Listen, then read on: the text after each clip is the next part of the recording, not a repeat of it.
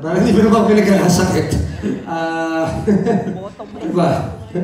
Kami na nga nag-volunteer ngayon eh. Kung nakakagubad. Part ba talaga ng role yan na talagang kailangan topless kayo dahil sexy ang role? Hindi, kasi kami, paghahanda, game, di ba? Parang yung mga uling mga nakaraan ko, direct, kubad na lang tayo dito kasi alam namin nakapag-gym kami na maayos, ganyan. So kayo yung nag-volunteer minsan, na i-display yung minsan kami na, di ba, direct? Oo, tsaka ang tagal kasi namin, parang may face na siguro one month and a half kaming hindi nagta-topless. Oo, balot na balot. Kaya sabi namin, parang kailan ba kayo mag-uubad dito?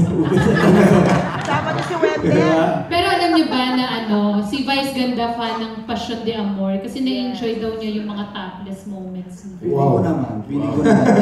Talaga? Pwede naman totoo talaga yun. Wow!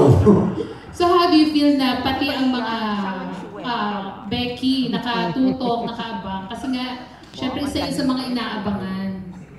Sobrang pasalamat at huwag kayo mag-atubili, marami pang topless na scenes sa loob ng isang buwan.